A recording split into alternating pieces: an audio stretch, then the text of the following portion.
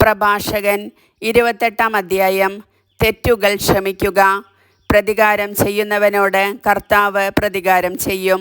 അവിടുന്ന് അവൻ്റെ പാപം മറക്കുകയില്ല. അയൽക്കാരൻ്റെ തിന്മകൾ ക്ഷമിച്ചാൽ നീ പ്രാർത്ഥിക്കുമ്പോൾ നിന്റെ പാപങ്ങളും ക്ഷമിക്കപ്പെടും. അയൽക്കാരനോട് പകവച്ച് പുലർത്തുന്നവന് കർത്താവിൽ നിന്ന് കരുണ പ്രതീക്ഷിക്കാമോ? തന്നെപ്പോലെയുള്ളവനോട് കരുണ കാണിക്കാത്തവൻ പാപമോചനത്തിനു വേണ്ടി പ്രാർത്ഥിക്കുന്നതെങ്ങനെ? മർത്യൻ വിദ്വേഷം വച്ചുകൊണ്ടിരിക്കുന്നെങ്കിൽ അവൻ്റെ പാപങ്ങൾക്ക് ആര് പരിഹാരം ചെയ്യും? ജീവിതാന്തം ഓർത്ത് ശത്രുത അവസാനിപ്പിക്കുക. നാശത്തെയും മരണത്തെയും ഓർത്ത് കൽപ്പനകൾ പാലിക്കുക. കൽപ്പനകളനുസരിച്ച് അയൽക്കാരനോട് കോപിക്കാതിരിക്കുക. അത്യുന്നതൻ്റെ ഉടമ്പടി അനുസ്മരിച്ച് മറ്റുള്ളവരുടെ കുറ്റങ്ങൾ അവഗണിക്കുക. കലഹത്തിൽ നിന്നൊഴിഞ്ഞാൽ പാപങ്ങൾ കുറയും. കോപിഷ്ഠൻ കലഹം ജ്വലിപ്പിക്കുന്നു. ദുഷ്ടൻ സ്നേഹിതനെ ദ്രോഹിക്കുകയും സമാധാനത്തിൽ കഴിയുന്നവരുടെ ഇടയിൽ ശത്രുത ഉളവാക്കുകയും ചെയ്യുന്നു. വിറകിനൊത്ത് തീ ആളുന്നു.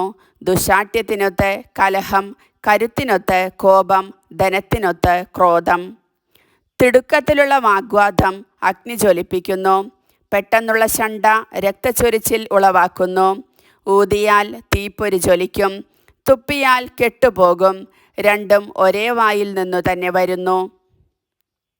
പരദൂഷണം. പരദൂഷകനും ഏഷണിക്കാരനും ശപിക്കപ്പെട്ടവർ.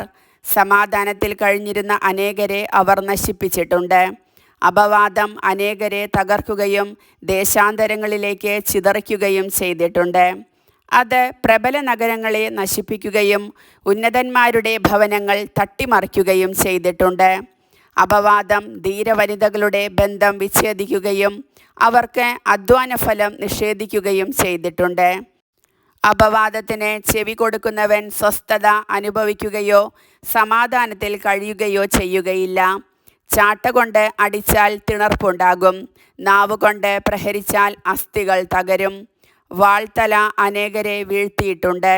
നാവുകൊണ്ട് വീഴ്ത്തപ്പെട്ടവർ അതിൽ ഏറെയാണ്.